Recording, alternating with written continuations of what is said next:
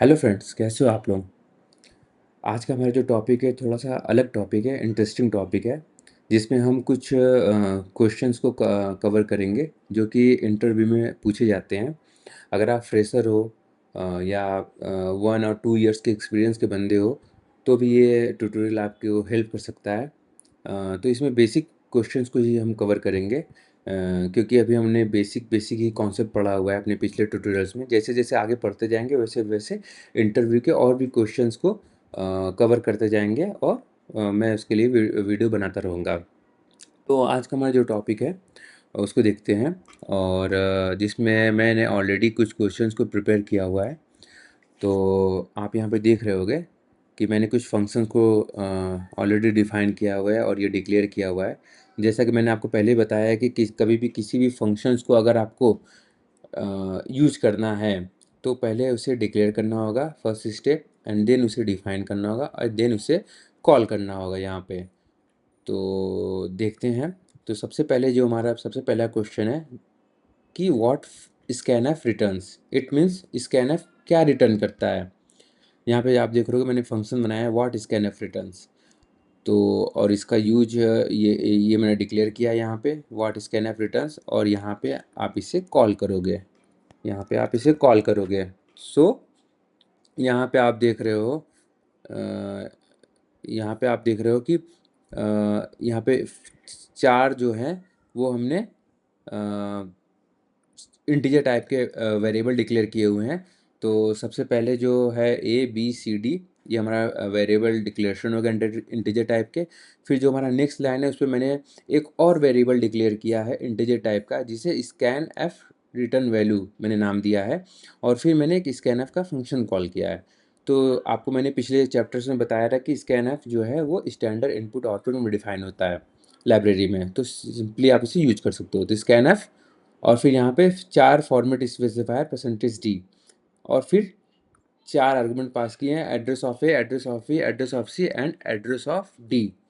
तो it means scanf के through हम लोग यूजर से 4 इनपुट लेंगे और फिर देखेंगे कि स्कैनफ रिटर्न वैल्यू में क्या आता है। तब तक आप, मैं इसे जब तक रन करता हूँ तब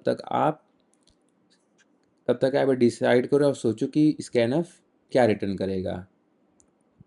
मैंने यहाँ रन किया। अब यहाँ पे ये यूजर से इनपुट मांग रहा है। फॉर एग्जांपल मैंने 10 दिया जो कि ए में जाके सेव होगा, 20 दिया जो कि बी में जाके सेव होगा, 30 दिया एड्रेस ऑफ सी सी पे जाके सेव होगा, एंड 40 दिया address of D means D के एड्रेस पे जाके सेव होगा। एंड जब मैं नेक्स्ट इंटर मारता हूँ तो यहाँ पे आ रहा है the return value is percentage the format specifier scan F return value, मतलब इस स्कैन एफ फंक्शन ने जो वैल्यू रिटर्न किया है वो इसमें जाके सेव हुई और उसकी वैल्यू 4 आ रही है। तो ये 4 क्या है? 4 हमारा कुछ नहीं है, 4 सिंपली जो भी आपने 4 आर्गूमेंट पास किए उसका काउंट है, ए बी सी डी 1 2 3 4। तो ये 4 वैलिड आर्गूमेंट आपने पास किए हैं तो इसका काउंट को ही स्कैन एफ रिटर्न करता है। फॉर एग्जाम्पल अगर आप यहाँ से डी को हटा दो और फिर आप इसे रन करो और फिर आप इसे देखो, ए में 10, एड्रेस ऑफ बी में 20 एंड एड्रेस ऑफ सी में 30, एंड फिर सॉरी यहाँ पे आ गया एक कोई बात नहीं, यहाँ 40। ओके, इसलिए एरर आया है क्योंकि यहाँ पे परसेंटेज जी आपने 3 आर्गुमेंट पास किए बट एक फॉर्मेट स्पेसिफायर परसेंटेज जी एक साथ दिया था। एनीवे उसको डिलीट करिए और फिर आगे बढ़िए। यहाँ पे 10 दिया, 20 दिया, 30 दिया। अब the return value is 3, it means total valid argument जो है 3 है। तो ये जो है हमारा काउंट जो है हमारा 3 रिटर्न किया। अब आप दो आर्गुमेंट पास कीजिए तो यहाँ पे 2 रिटर्न करेगा स्कैनर। तो स्कैनर बेसिकली वैलिड आर्गुमेंट का काउंट रिटर्न करता है। ए में 10 दिया, address of A 10, address of B 20, so the return value is 2, means the return value of scanf is 2। तो स्कैनफ क्या रिटर्न करता है? आपसे कोई पूछे तो स्कैनफ जो आर्गुमेंट आप पास कर रहे हो यूजर के थ्रू इनपुट लेने के लिए उसके काउंट को रिटर्न करता है। तो ये सबसे फर्स्ट एग्जांपल था व्हाट स्कैनफ रिटर्न्स। तो इसे कमेंट करिए। अब नेक्स्ट क्वेश्चन देखते हैं, व्हाट प्रिंटफ रिटर्न्स।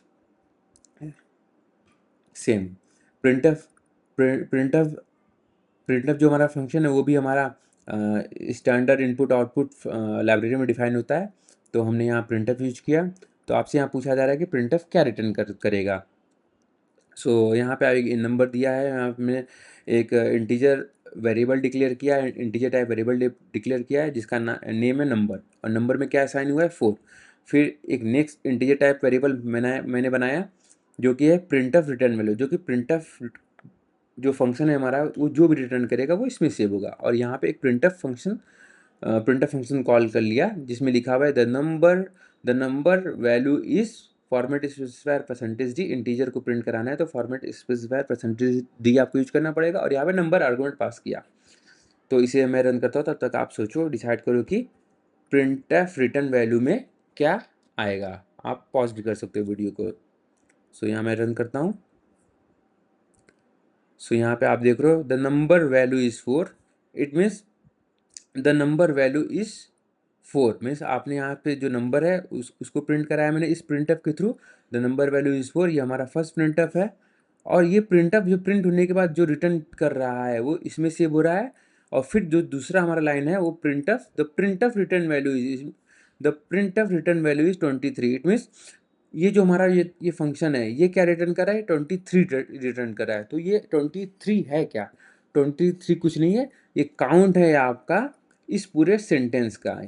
सॉरी, यहाँ तक के उसका जो जितने कैरेक्टर्स यूज हो रहे हैं उसका काउंट है। तो यहाँ पे आप देख सकते हो दी 1 2 3 space 4 number 5 6 7 8 9 10 space 11 12 13 14 15 16 space 17 18 19 20 and ये परसेंटेज डी मीन्स 4 गया 21, फिर again space 22 and slash and 23। सो ये जो प्रिंट ऑफ रिटर्न वैल्यू है ये हमारे ये जो भी यहाँ पे जितने भी कैरेक्टर्स आ रहे हैं उसको काउंट करके उसको रिटर्न करता है। तो फॉर एग्जांपल अब मैं यहाँ से सब हटाता हूँ, एक सिंपल सा एग्जांपल लगता हूँ, केवल डी को प्रिंट कराते हैं। तो ये यहाँ पे क्या रिटर्न करेगा, यहाँ पे 3 रिटर्न करेगा।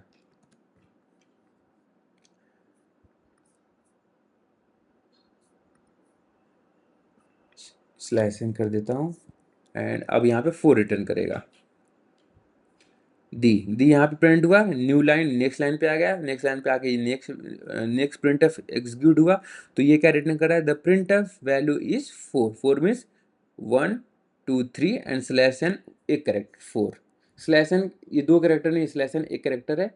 ये स्पेशल टाइप करेक्टर है जो कि हमारे स्टेटमेंट को हमारे कंसोल में जो स्टेटमेंट है वो नेक्स्ट लाइन से प्रिंट करने का कार्य करता है या उसे नेक्स्ट लाइन पे ले जाता है कर्सर को। तो यहाँ पर the 1 2 3 slash n 4, so the print of value is 4। So हमारा प्रिंट ऑफ क्या रिटर्न करता है, प्रिंट ऑफ हमारा काउंट कैरेक्टर के काउंट को रिटर्न करता है। सो ये हमारा दूसरा एग्जाम्पल था। अब तीसरे एग्जाम्पल की ओर बढ़ते हैं, स्कोप ऑफ वेरिएबल। सो इसको ओपन करते हैं, ये कॉल हो गया हमारा, यहाँ से फंक्शन कॉल हुआ। फंक्शन ये हमारा जो ऑलरेडी डिक्लेयर्ड है यहाँ पे फंक्शन, और ये हमारा यहाँ पे डिफाइंड है। सो इसे हम अनकमेंट करते हैं। तो हमारा एक फंक्शन मैंने बनाया है जिसे कहते हैं स्कोप ऑफ वेरिएबल। इस फंक्शन का नेम है स्कोप ऑफ वेरिएबल। ये यूजर डिफाइंड फंक्शन है क्योंकि इसे हमने बनाया है। वाइड इट मीन्स ये कुछ रिटर्न नहीं करेगा, वाइड मीन्स ये कोई आर्गूमेंट नहीं लेगा। तो ये हमारा एक ऐसा फंक्शन है जो कुछ रिटर्न नहीं करेगा, कोई आर्गूमेंट नहीं लेगा, और स्कोप ऑफ वेरिएबल फंक्शन का नाम हो गया। तो इसके अंदर मैंने टेस्ट ग्लोबल वेर बनाया हुआ है, ठीक है। टेस्ट ग्लोबल वेर जिसमें 5 डिफाइन किया हुआ है और print of test global var किया हुआ है। तो जब आप इसे रन करोगे तो ये 5 को प्रिंट करेगा, यहाँ पे 5 आएगा। अभी मैं इसे समझाता हूँ। ये 5 यहाँ पे नेक्स्ट लाइन नहीं है तो इसलिए थोड़ा सा यूजर रीडेबिलिटी कम हो गई, मैंने स्लैश एन लगा दिया।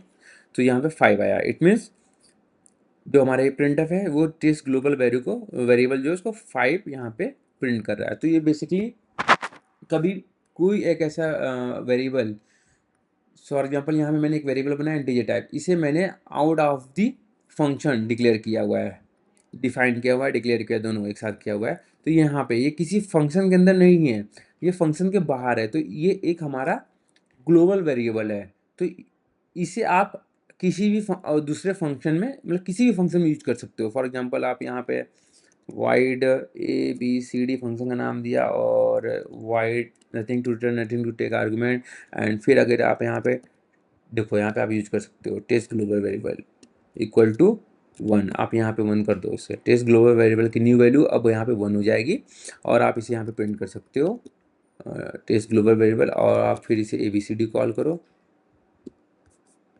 आपको पहले डिक्लेयर करना होगा फंक्शन को। मैंने यहाँ फॉर एग्जांपल समझने के लिए डिक्लेयर कर दिया ABCD को, और आप इसे ABCD को फिर यहाँ से जाकर कॉल कर लो।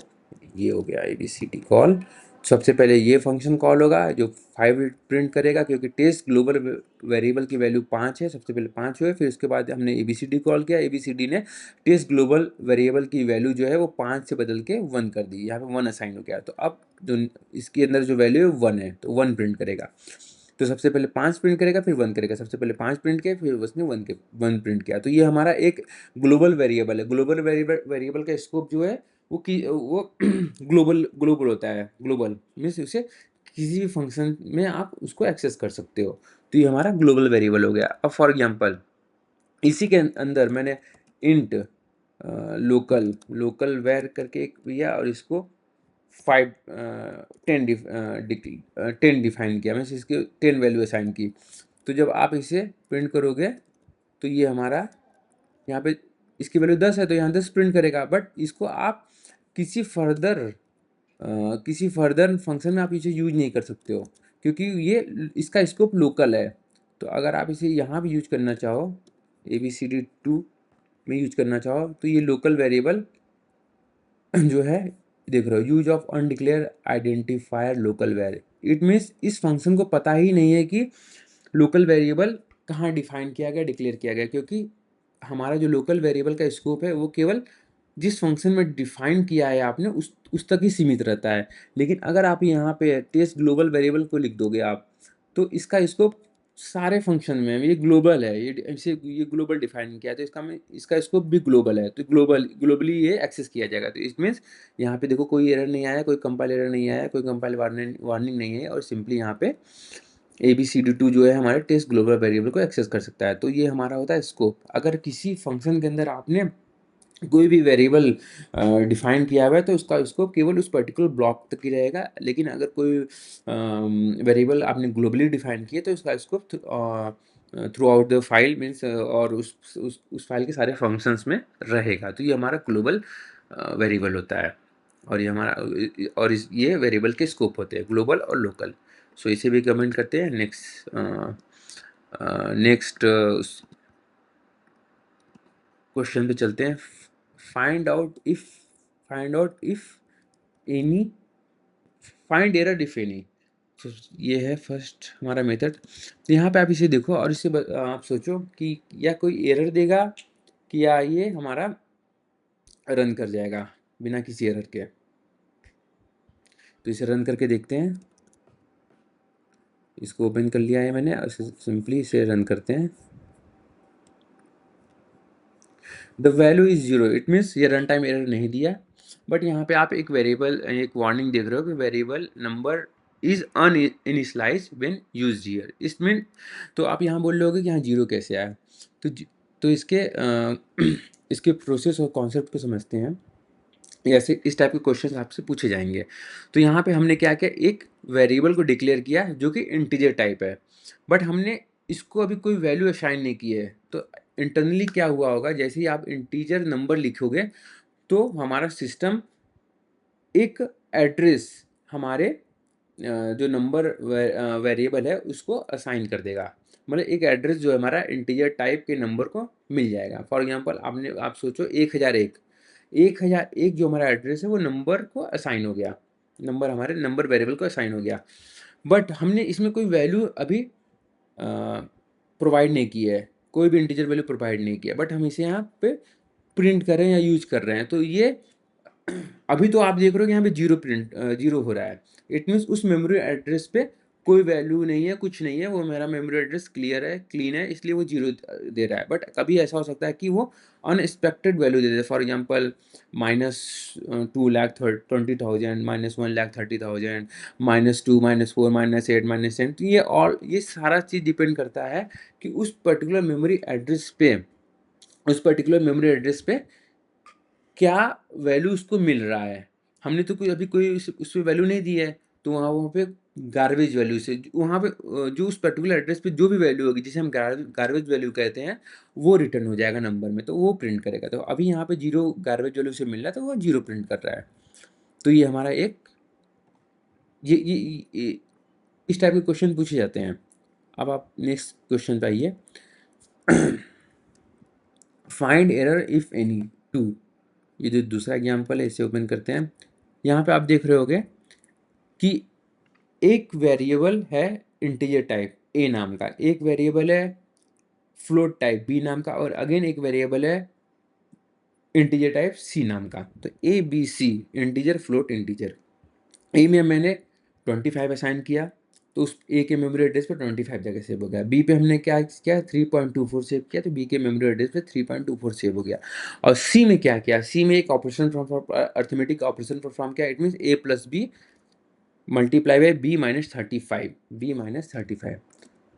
तो अब यहाँ पे हम एक नेक्स्ट स्टेटमेंट देख रहे हो आप, यहाँ पे प्रिंट कर रहा हूँ, कराया जा रहा हूँ percentage D, percentage of, percentage D format specifier. F means float को अगर आपको प्रिंट कराना है तो परसेंटेज फॉर्मेट स्पेसिफायर यूज करना होगा। तो और ए बी सी को प्रिंट कर रहे हैं। तो यहाँ पे आप सोचो 2 मिनट के लिए कि यहाँ पे क्या प्रिंट करेगा, और तब तक मैं इसे रन करता हूँ, और रन करने के बाद मैं एक्सप्लेन करूँगा कि यहाँ पे ये क्यों प्रिंट किया है। सबसे पहले हमने प्रिंट किया ए में आया 25, जो कि हमने ए यहाँ पे 25 डिफाइन किया हुआ है और वैल्यू असाइन की 25, तो सिंपली ए को प्रिंट कर दिया 25। बी में 3.24 किया है, तो यहाँ पे बी में 3.24000 मीन्स फ्लोट वैल्यू है, तो डेसिमल के आगे बढ़ गया, तो आप 3.24 समझो। तो बी में 3.24 आया, और सी में क्या आया, ए प्लस बी इंटू बी और माइनस 35। इट मीन्स सबसे पहले मल्टीप्लाई वाला ऑपरेशन परफॉर्म होगा। इट मीन्स 3.24 इंटू 3.24, तो समथिंग अराउंड 9 पॉइंट समथिंग आएगा। और फिर ए में आएगा 25 plus 9 around 25 and 9 34 minus 34 minus A 25, B में 3.24 इंटू, इसे देख लेते हैं 3.24, मैं इसे कैलकुलेट कर रहा हूँ, मल्टीप्लाई कर रहा हूँ 3.24। ओके, 3.24 आएगा 10.4 समथिंग। तो इट मीन्स यहाँ पे कमेंट करके आपको बताता हूँ, B into B, it means 3.24 multiply by 3.24 equal to 10.24 something, 10.4 नहीं, सॉरी 10.4 है, 10.4 आप समझो।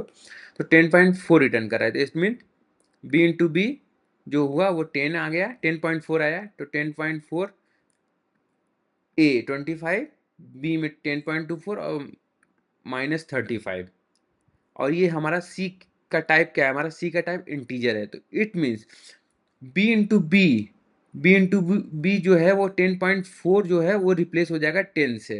इट मीन्स ये रिप्लेस हो जाएगा 10 से, क्योंकि सी का टाइप जो इंटीजर है तो वो ऑलवेज इंटीजर वैल्यू को ही सेव करेगा, इंटीजर वैल्यू को सेव करेगा। अगर हम लोग किसी इंटीजर टाइप वेरिएबल में फ्लोट वैल्यू को सेव कराते तो डेसिमल का पार्ट वहाँ से हटा दिया जाता था। फॉर एग्जांपल अगर आप सी में ही सी इज इक्वल टू 10.23 सेव करोगे, तो सी में क्या सेव होगा, सी में 10, ओनली 10 सेव होगा। इट मीन सी में 10 सेव होगा। तो यहाँ पे जो है ए में 25 और बी इंटू बी में 10 आया है, और माइनस 35, इसमें 35 माइनस 35 इक्वल टू 0। तो इसलिए सी जो हमारा क्या प्रिंट कर रहा है, वो 0 प्रिंट कर रहा है। अब इसे मान लो आप 4 कर दो, 4.0, अब देखो क्या होगा, 6 आया। इट मीन्स ए में 25 और B into B means 4 into 4 means 16.0 something, and minus 35 means पूरा पूरा करोगे तो आप 25 प्लस 16 प्लस सॉरी माइनस 35, तो ये आपका आएगा 6। 25 माइनस 35 माइनस 10 और प्लस 16 इक्वल टू 6, तो ये 6 आएगा। तो यहाँ पे समझने वाली ये बात है कि किसी भी इंटीजर टाइप वेरिएबल में अगर आप फ्लोट वैल्यू सेव करोगे तो डेसिमल का पार्ट हट जाएगा, उसमें एक्चुअल वैल्यू सेव होगी। एक्चुअल वैल्यू हमारा क्या है, एक्चुअल वैल्यू हमारा है 3, जो भी है हमारा एक्चुअल वैल्यू होगा डेसिमल को हटाने के बाद वो सेव हो जाएगा। तो ये इस टाइप के क्वेश्चन आते हैं आपको एक आपको ये अरिथमेटिक ऑपरेशन यहाँ पे दे देंगे और बोलेंगे कि इसकी वैल्यू प्रिंट करके बताओ, या ये प्रिंट अगर हो रहा है तो ये ऑप्शन ABCD दे देंगे, आप इस पर टिक करना होगा कौन सा करेक्ट आंसर है। तो ये ध्यान देना आप कि फ्लोट इंटीजर में अगर कभी भी फ्लोट वैल्यू सेव कर रहे हो आप, तो ऑलवेज हमारा इंटीजर ही सेव होगा, डेसिमल पार्ट हट जाएगा, एक्चुअल वैल्यू सेव होगी। सो अब नेक्स्ट पे जाते हैं, find out error, find error if any 3। तो ये थर्ड वाला कौन कमेंट करते हैं, ये हमारा फंक्शन है, ऐसा फंक्शन है जो कुछ रिटर्न नहीं कर रहा है, कुछ आर्गूमेंट नहीं दे रहा है।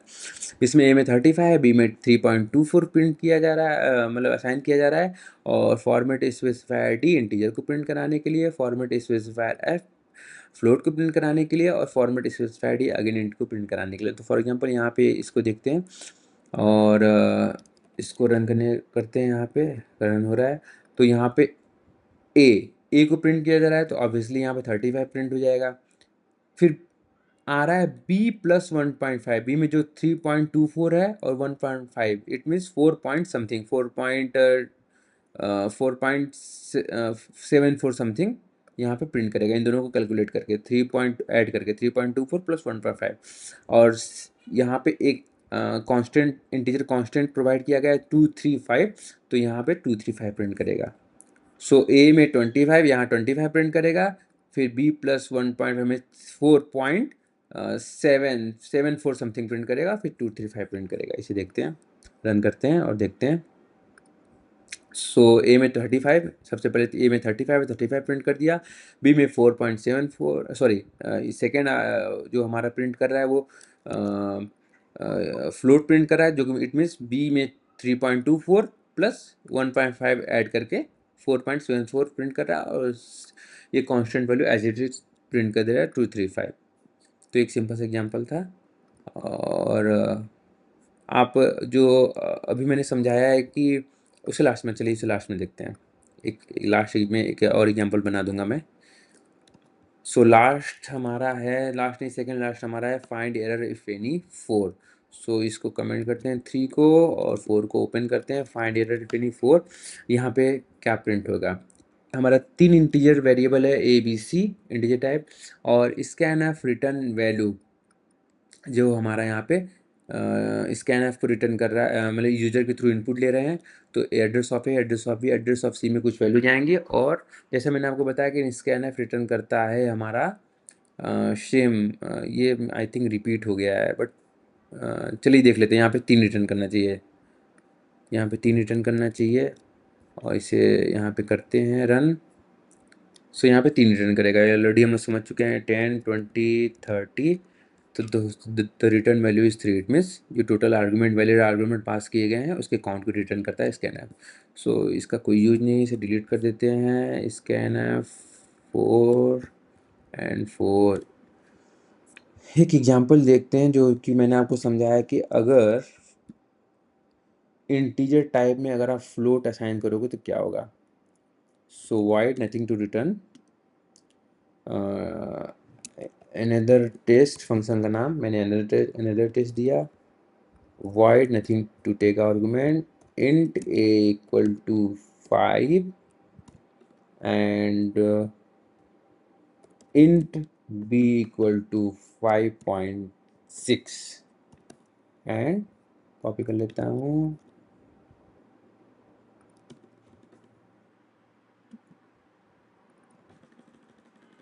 एंड बी, और इसको डिक्लेयर करते हैं यहाँ पे, और फिर इसको कॉल कर लेते हैं। अब इसे रन करते हैं। सो यहाँ पे आप देख रहे होगे स्लैश, यहाँ पे भी लगा देते हैं, इजी हो जाएगा समझने में। सो सबसे पहले यहाँ पे 5 रिटर्न किया, 5 and then slash n, next line पे आया कॉमा की जरूरत नहीं है। सो या ए की वैल्यू प्रिंट किया जो कि 5 है, इंटीजर टाइप है, लेकिन बी में हमने एक फ्लोट वैल्यू असाइन किया 5.6, और जब हम कभी बी को प्रिंट करा रहे हैं तो वो स्टिल 5 प्रिंट कर रहा है। इट मीन्स 0.6 जो है वो उसमें सेव नहीं हुआ, इंटीजर में इस पर्टिकुलर वेरिएबल में नहीं सेव हुआ, क्योंकि ये हमारा इंटीजर टाइप है। तो, तो जब कभी भी इंटीजर में अगर आप फ्लोट वैल्यू असाइन करते हो तो हमारा डेसिमल का पार्ट हटा दिया जाता है, डेसिमल के बाद का पार्ट हटा दिया जाता है, जो इसकी एक्चुअल ये वैल्यू होती है इसको ही वो सेव करता है। तो करता है तो ओके।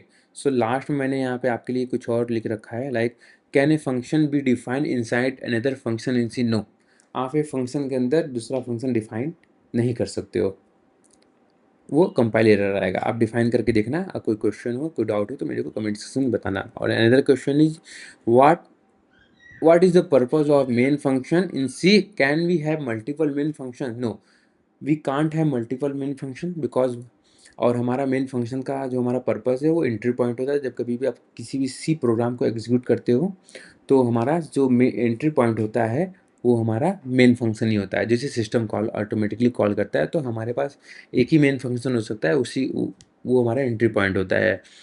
और मल्टीपल फंक्शन आप नहीं डिफाइन कर सकते हो, क्योंकि अगर मल्टीपल फंक्शन हो गए मेन के तो फिर सिस्टम कंफ्यूज हो जाएगा और फिर मतलब उसे पता नहीं चलेगा कि एंट्री पॉइंट कहाँ से है। तो और बट कंपाइल एरर भी आएगा। तो हमारे पास सी में एक ही मेन फंक्शन हो सकता है और मल्टीपल नहीं हो सकते हैं। और सी का मेन फंक्शन का जो हमारा पर्पस है वो एंट्री पॉइंट होती है कि वहाँ से आपका सी का जो प्रोग्राम है वो एग्जीक्यूट करता है। तो आज हमने कुछ अच्छे टॉपिक्स को कवर किए जो कि पूछे जाते हैं इंटरव्यू क्वेश्चंस में।